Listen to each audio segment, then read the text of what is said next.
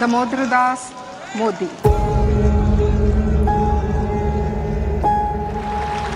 मैं नरेंद्र दामोदर दास मोदी ईश्वर की शपथ लेता हूं कि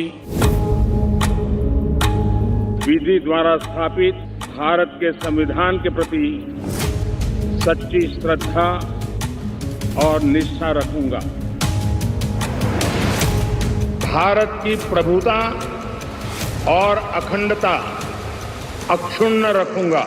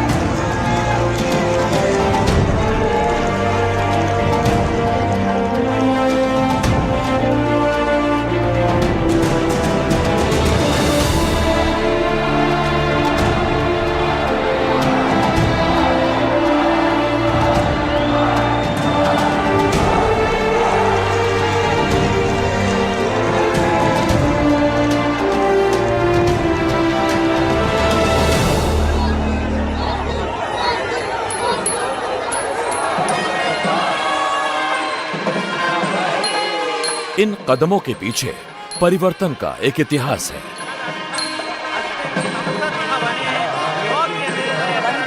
इस एक चेहरे के पीछे राजनीति की कई गाथाएं हैं और इस एक प्रधानमंत्री के पीछे रिकॉर्ड के नए पुराने पैमाने हैं।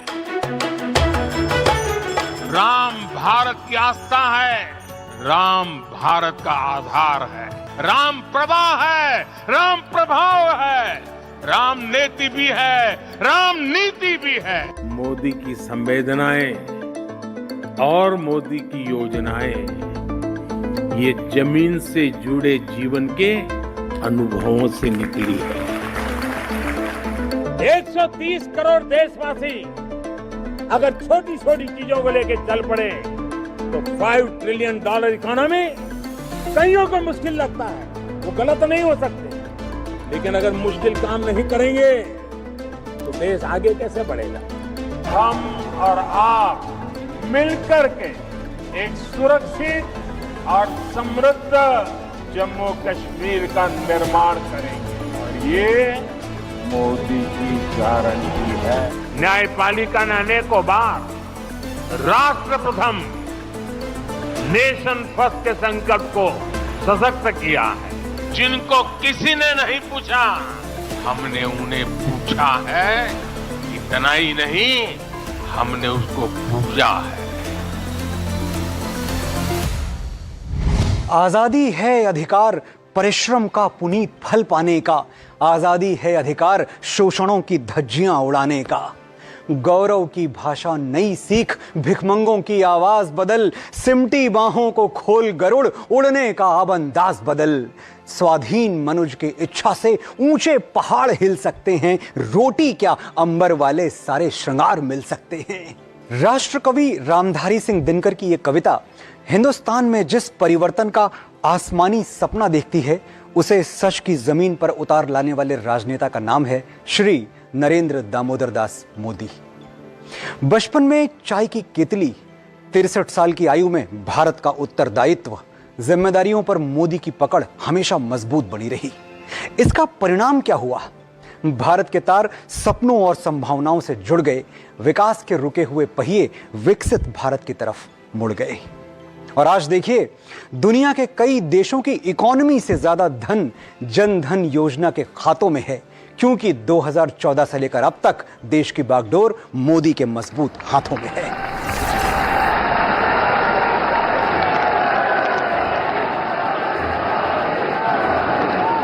और इस तरह प्रधानमंत्री नरेंद्र मोदी जवाहरलाल नेहरू के बाद दूसरे ऐसे प्रधानमंत्री हैं जो इतने लंबे समय से हिंदुस्तान की तकदीर संवार रहे हैं। अगर जनादेश की व्याख्या करें तो प्रधानमंत्री नरेंद्र मोदी के लिए हिंदुस्तान की जनता ने 2029 तक राजपाट की जिम्मेदारी सौंप रखी है। अभी तक 11 वर्षों के प्रधानमंत्री मोदी के कामकाज को देखें तो इसमें इतिहास की परंपराओं का सम्मान है, वर्तमान की शक्ति का एहसास है और भविष्य की संभावनाओं का अनुमान है। प्रधानमंत्री विकसित भारत रोजगार योजना आज ही 15 अगस्त को लागू हो रही है। पहली नौकरी पाने वाले नौजवान को, बेटे बेटी को 15,000 रुपया सरकार की तरफ से दिए जाएंगे। 2047 में जब आजादी के 100 साल होंगे, विकसित भारत के संकल्प को परिपूर्ण करने के लिए पूरी ताकत से जुटे हैं। इस संकल्प की पूर्ति के लिए भारत आज हर सेक्टर में आधुनिक इकोसिस्टम तैयार कर रहा है। विकासशील होने का तमगा लिए हिंदुस्तान के लिए विकसित होने का संकल्प एक मधुर एहसास है। ये एक ऐसा ख्वाब है जो पूरा होने के लिए संघर्ष, परिश्रम और दूरदृष्टि की मांग करता है। 2047 में जब भारत अपनी आजादी के 100 साल पूरे करेगा, उस वक्त तक विकसित भारत के लक्ष्य तक पहुंचने के लिए छोटे छोटे कदमों से बहुत बड़ी दूरी तय करनी है। अगर हम बीते 11 सालों के उन 11 कदमों की बात करें जो आम लोगों की जिंदगी में बुनियादी परिवर्तन लाने में अहम भूमिका निभा रहे हैं, तो उनमें सबसे पहले 3 चीजें आती हैं: रोटी, कपड़ा और मकान। और इन 3 बुनियादी जरूरतों के लिए जो अहम कदम प्रधानमंत्री नरेंद्र मोदी ने उठाए, उनमें पहला कदम हर पेट तक रोटी पहुंचाने का है। इसके लिए पीएम गरीब कल्याण अन्न योजना के तहत 81 करोड़ लोगों को मुफ्त अनाज दिया जाता है। दूसरा कदम लोगों की जेब तक इतना पैसा पहुंचाने का है जिसके लिए पीएम मुद्रा और स्टैंड अप योजना के तहत बिना गारंटी के छोटे व्यवसायों और पहली पीढ़ी के उद्यमियों को सस्ती दर पर कर्ज उपलब्ध कराया गया। तीसरा कदम हर सिर पर छत रखने को लेकर है। इसके लिए प्रधानमंत्री आवास योजना के तहत 4 करोड़ से अधिक गरीबों को पक्का मकान बनाकर दिया गया। आपने मोदी को वोट दिया, मोदी को बिठाया, अनाज के सारे गोदाम खोल दिए और आज देश में मुफ्त राशन की योजना चल रही है। इस देश के मालिक यही है। इस देश का खजाना इन्हीं लोगों के लिए है। ये नहीं खाएंगे तो कौन खाएगा?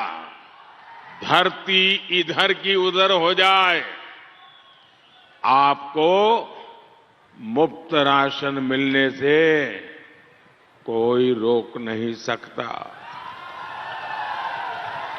क्योंकि ये मोदी की गारंटी है। पिछले 11 साल में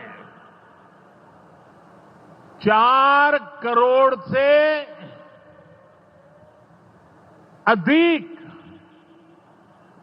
गरीबों को पक्के घर बनाकर दे दिए गए और हमने सिर्फ घर यानी 4 दीवारें नहीं दी, बल्कि उन घरों के साथ गरीब को उसका स्वाभिमान दिया। प्रधानमंत्री नरेंद्र मोदी का जीवन दर्शन संतुष्ट होने का नहीं है। वो मानते हैं कि इंसान जब संतुष्ट हो जाता है तो वहीं ठहर जाता है और जहां ठहर जाता है वहीं विकास की धारा भी थम जाती है।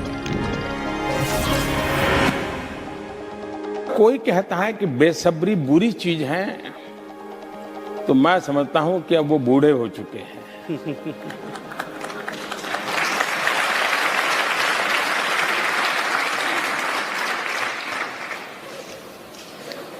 मेरी दृष्टि से बेसब्री एक तरुणाई की पहचान भी है। और आपने देखा होगा जिसके घर में साइकिल है उसका मन करता है स्कूटर आ जाए तो अच्छा है। स्कूटर है तो मन करता है यार 4 व्हीलर आ जाए तो अच्छा है। ये अगर जज्बाई नहीं है तो कल साइकिल भी चली जाएगी तो कहेगा छोड़ो यार बस पे चले जाएंगे, तो वो जिंदगी नहीं है। और मुझे खुशी है कि आज 125 करोड़ देशवासियों के दिल में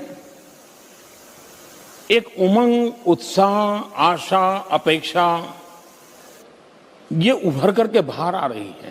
तो गैस चलाना अच्छा रहता है कि वो चूल्हा जलाना अच्छा है? तो फिर तो आप लोगों का खाली टाइम बच गया था होगा, फिर गप्पे मारते होंगे, टीवी देखते होंगे, बच्चों में ध्यान दे रहे हैं। फिर बच्चों को अच्छा नहीं लगता होगा, वो तो कहते होंगे ये मम्मी कैसी है। विकास को आखिरी आदमी तक पहुंचाने के लिए प्रधानमंत्री नरेंद्र मोदी ने 11 कदमों में जिन और कदमों को उठाया है, उनमें चौथा कदम महिलाओं को जलावन के धुएं से बचाने के लिए मुफ्त रसोई गैस कनेक्शन देने का है। इसके लिए उज्ज्वला योजना के तहत 10.3 करोड़ से अधिक गरीब महिलाओं को मुफ्त रसोई गैस कनेक्शन दिए गए। 5वां कदम हर इंसान का बैंक खाता खुलवाना रहा। इसके लिए जनधन योजना के तहत करीब 55 करोड़ लोगों ने जीरो बैलेंस पर बचत बैंक खाते खोले। छठा कदम किसानों की जिंदगी में बेहतर बदलाव लाने का है। इसके लिए किसान सम्मान निधि के तहत 11 करोड़ से ज्यादा किसानों को 3.7 लाख करोड़ से ज्यादा की राशि हस्तांतरित की गई। 7वां कदम युवाओं को रोजगार के लिए प्रशिक्षित करने का है। इसके लिए पीएम कौशल विकास योजना के जरिए 1.48 करोड़ से ज्यादा युवाओं को प्रशिक्षित किया गया। 8वां कदम एक स्वच्छ और सेहतमंद देश बनाने का है। इसके लिए स्वच्छ भारत अभियान के तहत देश भर में 12 करोड़ से अधिक शौचालयों का निर्माण कराया गया। 9वां कदम बेहतर इलाज की मुफ्त व्यवस्था का है। इसके लिए आयुष्मान योजना के तहत 50 करोड़ से ज्यादा लोगों का 5 लाख तक मुफ्त स्वास्थ्य बीमा कराया गया। 10वां कदम रेहड़ी पटरी वालों की जिंदगी में बदलाव का है। इसके लिए पीएम स्वनिधि योजना के जरिए 68 लाख से अधिक स्ट्रीट वेंडर्स यानी रेहड़ी पटरी वालों को उनके कामकाज के लिए आसानी से कर्ज उपलब्ध कराया गया। और 11वां कदम हर घर तक बिजली पहुंचाना है। इसके लिए सौभाग्य योजना के तहत बिजली कनेक्शन मुहैया कराए जा रहे हैं। 1 करोड़ बहनें लखपति दीदी बन चुकी हैं।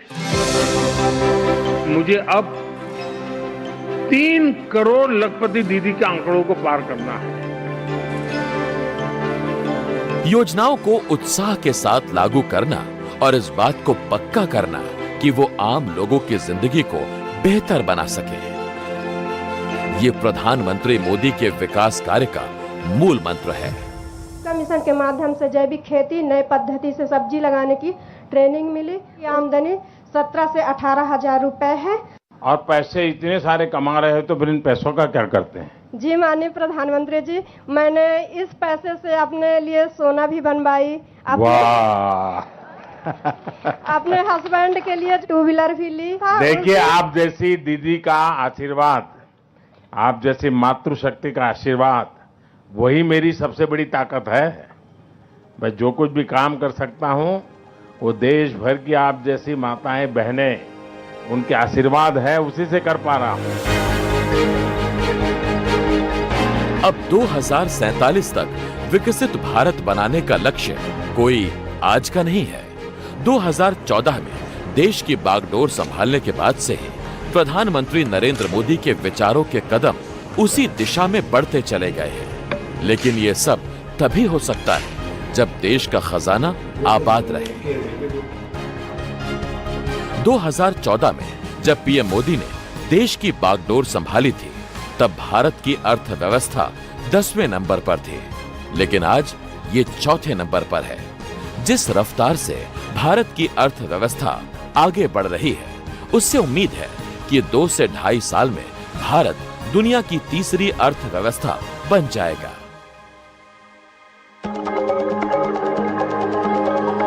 बहुत से लोग मानते हैं कि मोदी खुद को एक ऐसे टेक्नोक्रेट की तरह पेश करते हैं जिनके कामकाज का तरीका कारोबार, पूंजी निवेश और विकास को बढ़ावा देने वाला है।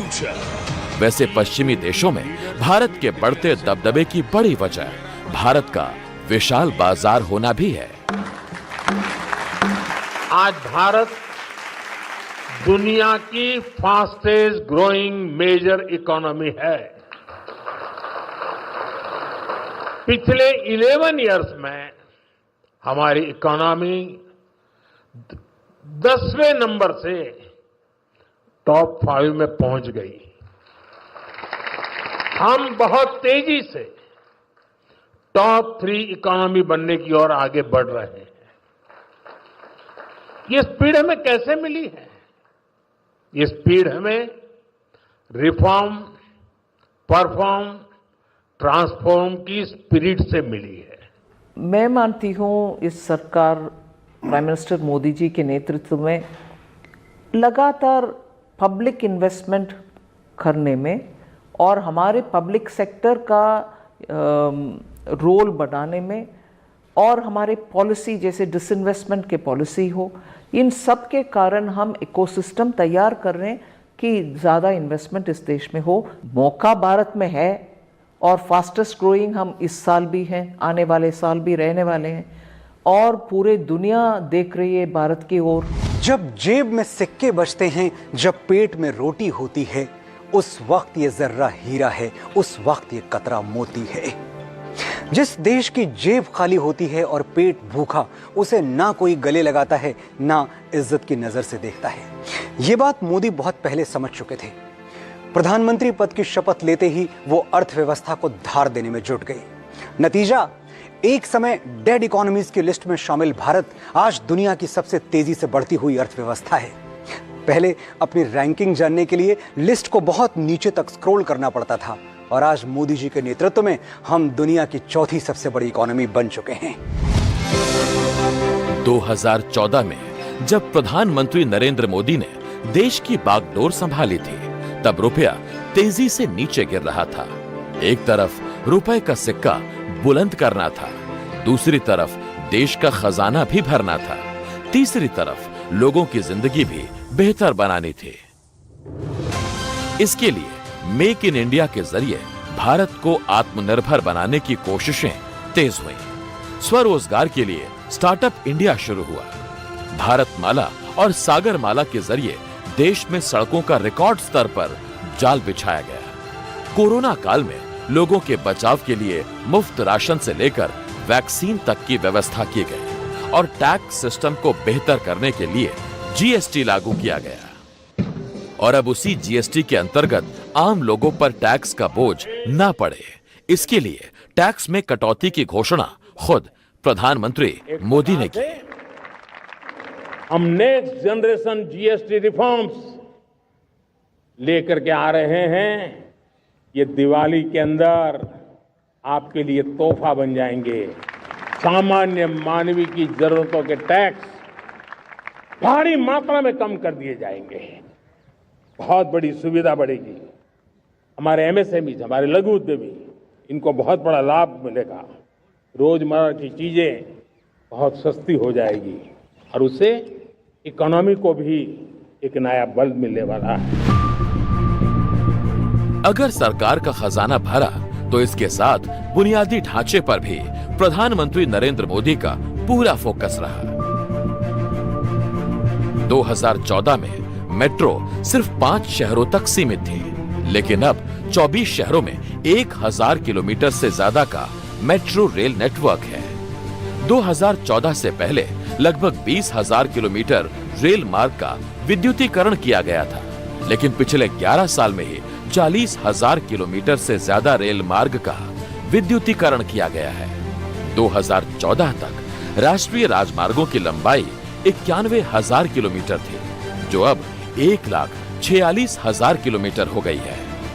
2014 तक भारत में महज 74 हवाई अड्डे थे, जिनकी संख्या बढ़कर अब 160 से ज्यादा हो गई है। 2014 में सिर्फ 3 राष्ट्रीय जलमार्ग चालू थे और अब इनकी संख्या भी बढ़कर 30 हो चुकी है।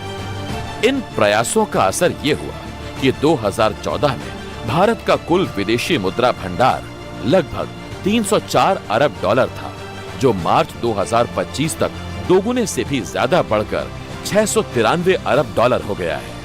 उसी तरह भारत की जीडीपी 2014 में 106.57 लाख करोड़ थी, जो आज 3 गुना बढ़कर 331.03 लाख करोड़ रुपए हो गई है। $5 ट्रिलियन इकोनॉमी का पड़ाव भी अब ज्यादा दूर नहीं है। बीते दशक में मैन्युफैक्चरिंग में भी भारत की ताकत सामने आने लगी है। अब भारत की इकोनॉमी के विस्तार के 2 बड़े पिलर हैं। एक, हमारा इनोवेटिव सर्विस सेक्टर, और दूसरा भारत के क्वालिटी प्रोडक्ट्स। आर्थिक विकास राजनीतिक और सामाजिक बदलाव के बगैर पूरा नहीं हो सकता। इसको प्रधानमंत्री नरेंद्र मोदी से बेहतर और कौन समझ सकता है। जिस सामाजिक न्याय की दुहाई विपक्ष की तरफ से दी जाती है, उसको प्रधानमंत्री नरेंद्र मोदी ने लगातार साकार करके दिखाया। उसका ही नतीजा है कि जहां 2017 में दलित तबके से आने वाले रामनाथ कोविंद देश के राष्ट्रपति बने, वहीं 2022 में आदिवासी तबके से आने वाली द्रौपदी मुर्मू भारत की प्रथम नागरिक बनी। पहली बार जनजातीय समाज से आने वाली देश की बेटी भारत के सबसे बड़े संवैधानिक पद पर पहुंची है। देश ने श्रीमती द्रौपदी मुर्मू जी को राष्ट्रपति बनाया है। इस राजनीतिक बदलाव के साथ समाज के दबे कुचले तबकों को ऊपर उठाने के मकसद से प्रधानमंत्री नरेंद्र मोदी के उठाए कई कदम मील के पत्थर साबित हुए। पिछड़े वर्ग के लोगों की बेहतरी के लिए जहां ओबीसी आयोग को संवैधानिक दर्जा दिया गया, वहीं सुप्रीम कोर्ट ने जब SC/ST एक्ट को खत्म कर दिया तो संसद के जरिए उसकी बहाली कराई। मुस्लिम महिलाओं की तबाही का सबब बने 3 तलाक को खत्म किया गया, तो वक्फ बोर्ड के नाम पर जमीन पर चंद कब्जे के खिलाफ कानून बनाया। वहीं सामान्य वर्ग के नौजवानों को सरकारी नौकरी में आरक्षण के लिए आर्थिक रूप से कमजोर तबकों को 10% आरक्षण की व्यवस्था की गई। सबके साथ और विकास के साथ विश्वास की कड़ियां जोड़ने के प्रयास ने प्रधानमंत्री नरेंद्र मोदी के जनाधार को लगातार कायम रखा।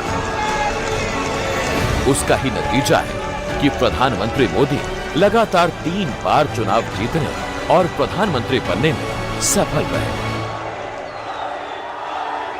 हमारे वेद कहते हैं, सहस्त्र शीर्षा पुरुष, सहस्त्र शीर्षा पुरुष, सहस्त्राक्ष सहस्त्रपाद, अर्थात निर्माण के लिए हजारों, लाखों, करोड़ों हाथ है। गतिमान होने के लिए हजारों, लाखों, करोड़ों पैर है।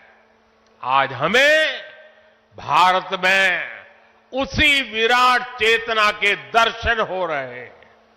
सबका साथ, सबका विकास, सबका विश्वास और सबका प्रयास, इस भावना से हर देशवासी एक भाव से, एक संकल्प से राष्ट्र के लिए काम कर रहा है। विकास की धारा वैज्ञानिक सोच के साथ बहती है। प्रधानमंत्री नरेंद्र मोदी ने वैज्ञानिक तरक्की के लिए नए नए संस्थानों का निर्माण कराया। नतीजा ये हुआ कि एम्स की संख्या 11 सालों में 7 से बढ़कर 23 हो गए। IITs 16 से बढ़कर 23 हो गए। IIITs 9 से बढ़कर 25 हो गए। तो IIMs की संख्या 13 से बढ़कर 20 हो गई।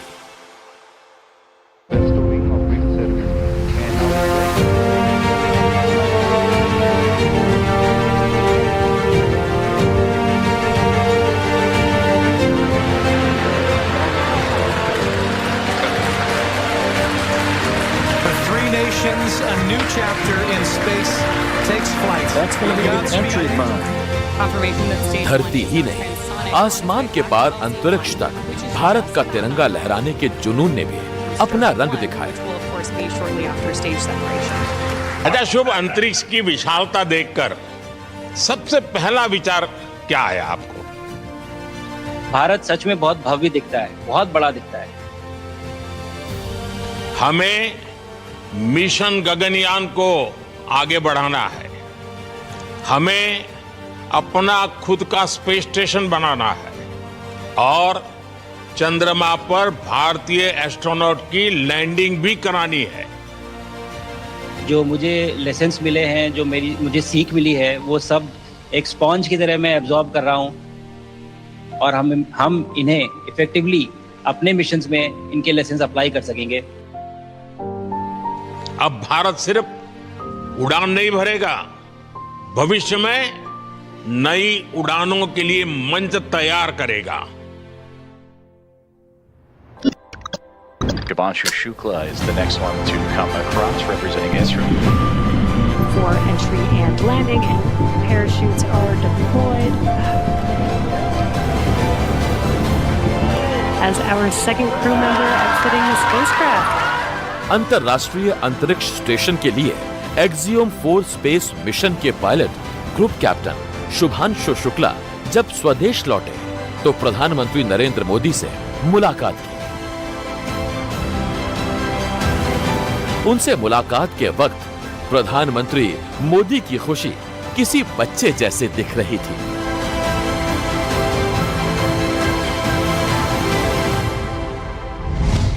2019 हमारे महत्वाकांक्षी मिशन चंद्रयान को एक बड़ा झटका लगा।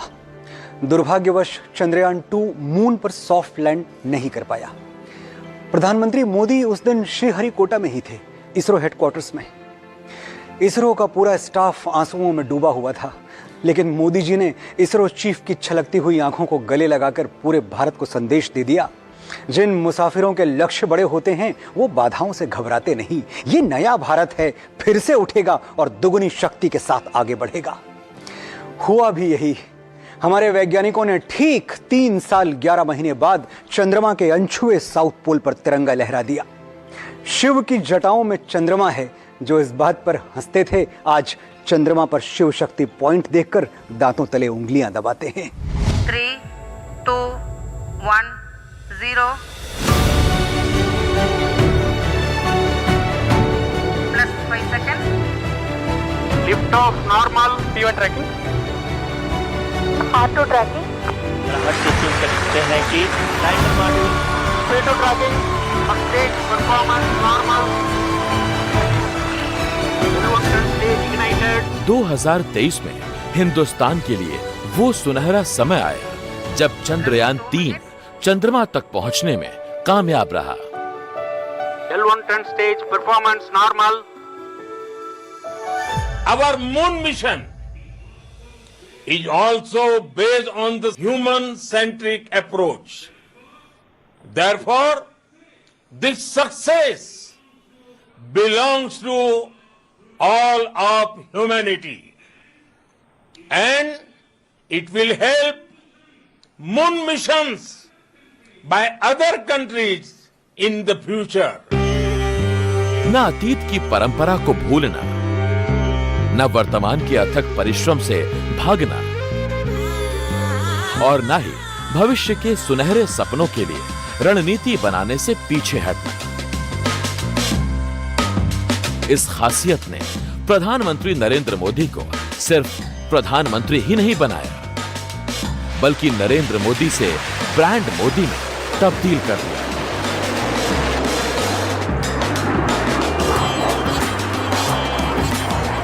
ये ब्रांड मोदी बना है तो इसलिए कि प्रधानमंत्री नरेंद्र मोदी लगातार 11 साल से प्रधानमंत्री हैं। इस दौरान पीएम मोदी के व्यक्तित्व का लोहा देश और दुनिया ने माना। वो एक तरफ विकास के लिए नई योजनाओं पर काम करते हैं तो दूसरी तरफ उनके फैसले सामाजिक बदलाव वाले होते हैं। उन्होंने अयोध्या में राम मंदिर का भव्य निर्माण करवाकर ये संदेश दिया कि आस्था का सवाल उनके लिए राजनीति का हिस्सा नहीं है, तो जम्मू और कश्मीर से अनुच्छेद 370 की समाप्ति प्रधानमंत्री मोदी के संकल्प का प्रदर्शन है। इन सब के साथ सोशल मीडिया पर उनका दबदबा दुनिया के कई बड़े नेताओं को भी पीछे छोड़ देता है। दरअसल ब्रांड मोदी को आगे बढ़ाने में सोशल मीडिया की एक बड़ी गहरी भूमिका होती है, लेकिन उस ब्रांड को आगे बढ़ाते हैं वो फैसले जो मील का पत्थर साबित होते हैं। अनुच्छेद 370 का हटना, 35A का हटना,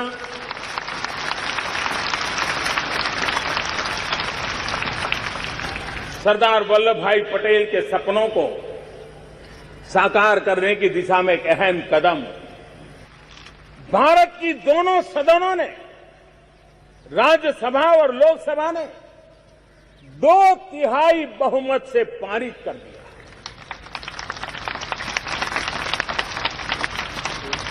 इसका मतलब यह हुआ कि हर किसी के दिल में ये बात पड़ी थी, लेकिन प्रारंभ कौन करे, आगे कौन आए, शायद उसी का इंतजार था। और देशवासियों ने मुझे ये काम दिया, और मैं आपने जो काम दिया है उसी को करने के लिए आया। रमन्ते यस्मिन् इति रामः। प्रधानमंत्री मोदी की पहचान नव निर्माण के प्रति सजग राजनेता की बनती गई। करोड़ों हिंदुस्तानियों की आस्था के प्रतीक भगवान राम का भव्य मंदिर बनवाकर प्रधानमंत्री मोदी ने ये संदेश दिया कि धर्म समाज को बेहतर बनाने के लिए होता है। हमारे राम आ गए हैं।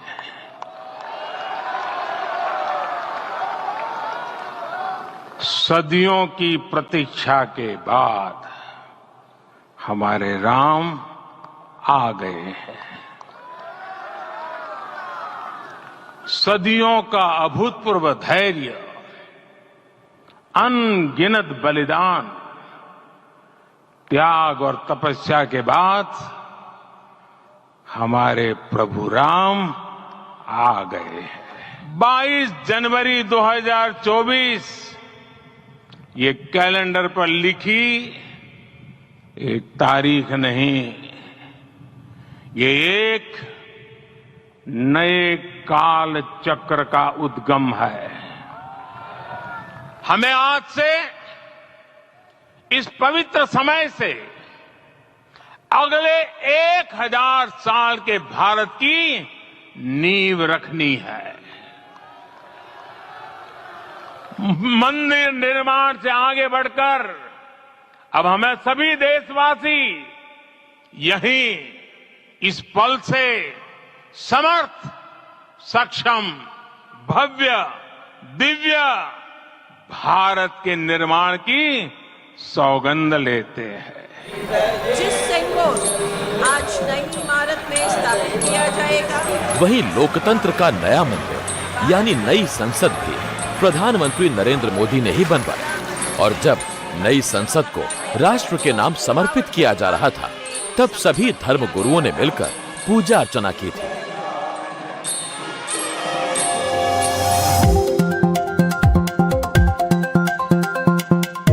वहीं नई दिल्ली से देश का शासन बेहतरीन तरीके से चले, इसके लिए सारे सचिवालयों को एक जगह करने के लक्ष्य से सेंट्रल विस्टा बना।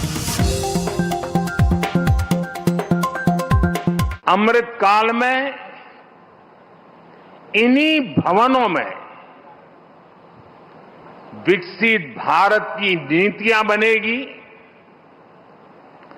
विकसित भारत के लिए महत्वपूर्ण निर्णय होंगे। आने वाले दशकों में यहीं से राष्ट्र की दिशा तय होगी। प्रधानमंत्री नरेंद्र मोदी की पहचान एक ऐसे शख्स के रूप में बनती गई जो बहुत सारी चीजें कर सकते हैं। वो योग कर सकते हैं और उसे अंतर्राष्ट्रीय पहचान दिला सकते हैं।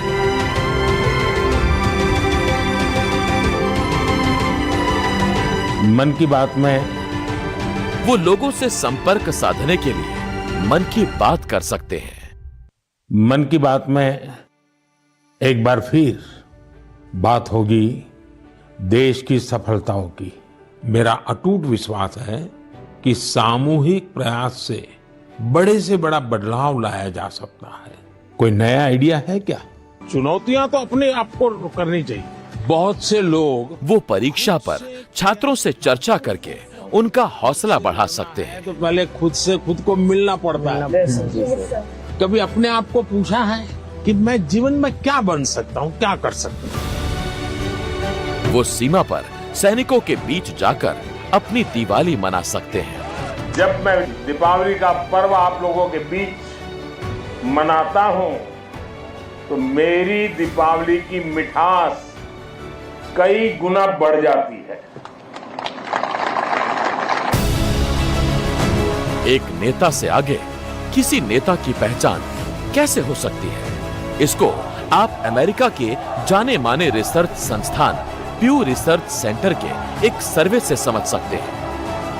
अगस्त 2023 में किए गए सर्वे के मुताबिक भारत में हर 10 में लगभग 8 लोग प्रधानमंत्री मोदी के बारे में सकारात्मक राय रखते हैं। इनमें वो 55% लोग भी शामिल हैं जो उन्हें सबसे अच्छा या फिर बहुत अच्छा मानते हैं। इसका असर चुनावों में दिखता है, जब प्रधानमंत्री नरेंद्र मोदी की रैली वहां के उम्मीदवारों की जीत की गारंटी बन जाती है। साल 2013 गोवा में बीजेपी कार्यकारिणी की बैठक चल रही थी। मोदी जी को भाषण देने के लिए पोडियम पर बुलाया गया। तभी तत्कालीन बीजेपी अध्यक्ष श्री राजनाथ सिंह ने हाथ पकड़ के मोदी जी को रोक दिया और कहा, लोकतंत्र का विधान है कि सबसे लोकप्रिय नेता सबसे अंत में बोलता है। राजनाथ सिंह जी खुद बड़े दूरदर्शी नेता हैं। उन्होंने बहुत पहले देख लिया था कि नरेंद्र मोदी भारत का भविष्य हैं और उनकी आवाज करोड़ों भारतीयों की आवाज है। गोवा की इस घटना को हुए 12 साल गुजर गए, देश बदल गया, लेकिन एक चीज आज तक नहीं बदली, मोदी की आवाज से इस देश का रिश्ता। आज भी मंच पर मोदी हों तो लोग अपनी धड़कनों से कह देते हैं, थोड़ी देर के लिए ठहर जाओ, अभी मोदी जी को सुनना है। बेटी, मैंने तुम्हारी ये तस्वीर देखी है, तुम इतना बढ़िया काम करके लाई हो, मैं तुम्हें आशीर्वाद देता हूँ, लेकिन बेटी थक जाओगी, तुम कब से खड़ी हो। ये पुलिस के जवानों से मैं कहता हूँ, वो तस्वीर बेटी देना चाहती हो तो ले लीजिए और मुझे जरूर पहुंचाएगी, और तुम्हारा पता उसमें लिख देना, मैं जरूर तुझे चिट्ठी लिखूंगा। एक शानदार वक्ता और राजनीतिक शोमैन वाली छवि लोकमान्य तिलक ब्रांड मोदी में 4 चांद लगा देते हैं। और चुनावों में इसका कितना असर होता है, इसको आप बीते 11 साल में बीजेपी की चुनावी जीत से समझ सकते हैं। 2009 में देश में बीजेपी शासित राज्यों की संख्या 6 थी और एनडीए के राज वाले राज्यों की संख्या 8 थी। 2014 में बीजेपी के मुख्यमंत्री 7 हो गए और एनडीए के 10, लेकिन 2019 में बीजेपी के मुख्यमंत्री 12 हो गए और एनडीए के 16। 2024 में बीजेपी के मुख्यमंत्रियों की संख्या 14 हो गई और एनडीए के मुख्यमंत्रियों की संख्या 20। वहीं 2025 में बीजेपी के मुख्यमंत्री 15 हो गए और एनडीए के मुख्यमंत्री 21।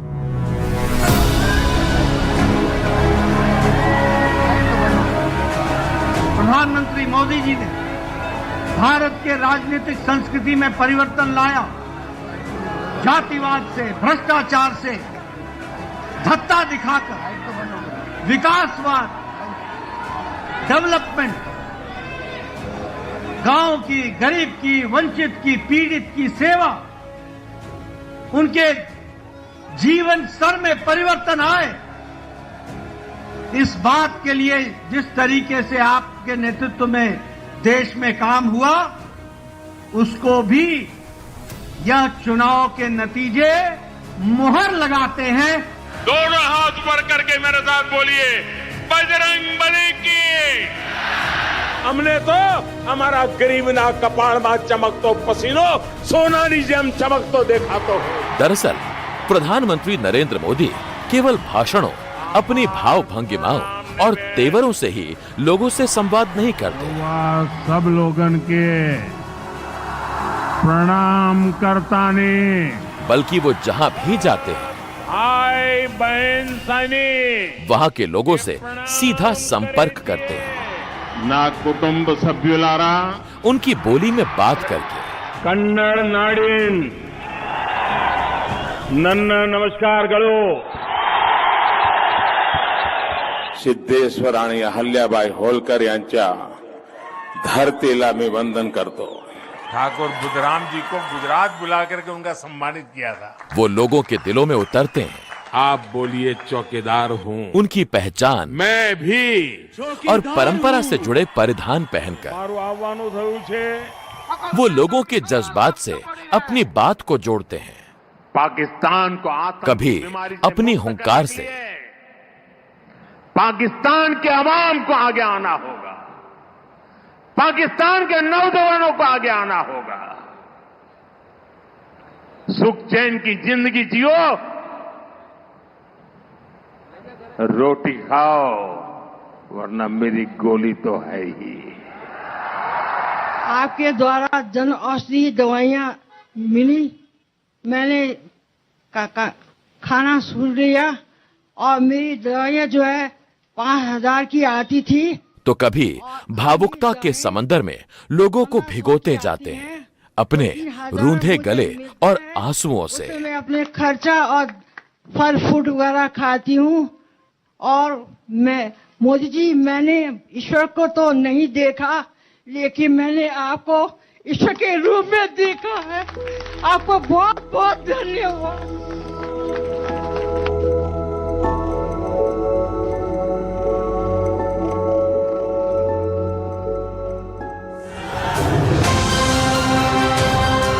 नरेंद्र मोदी देश के पहले प्रधानमंत्री हैं जो प्रधानमंत्री बनने से पहले कभी संसद के किसी भी सदन का सदस्य नहीं रहे। वो एक ऐसे नेता हैं जो पहले मुख्यमंत्री बने थे और फिर विधायक बने।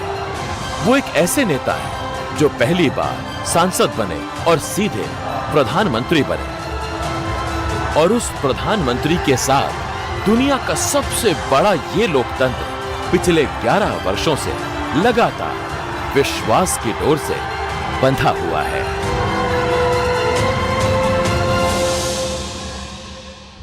पिछले 10-12 सालों में हमारे मजबूत इरादों पर कई हमले हुए। पठानकोट, उरी, पुलवामा, पहलगाम, ये वो दर्दनाक पल हैं जब सख्त से सख्त इंसान भी टूट जाए। लेकिन भारत रत्न अटल बिहारी वाजपेयी को नायक की तरह देखने वाले मोदी जी कभी उनकी पंक्तियां नहीं भूले। छोटे मन से कोई बड़ा नहीं होता, टूटे मन से कोई खड़ा नहीं होता। मोदी ने आतंक का जवाब पराक्रम से दिया। सर्जिकल स्ट्राइक, एयर स्ट्राइक, धारा 370 और 35A का एबॉलिशमेंट, और अभी पिछले दिनों ऑपरेशन सिंदूर। आज दुश्मन छुपने के लिए बिल ढूंढ रहा है और मोदी वो मुकुट जो विश्व गुरु भारत के मस्तक पर जगमगाएगा। टिमटिमाने और बुझने के दिन गए, अब तो चमकने और दहकने की तैयारी है। 19वीं सदी ब्रिटेन की थी, 20वीं अमेरिका की, 21वीं हमारी है। मोदी है तो मुमकिन है।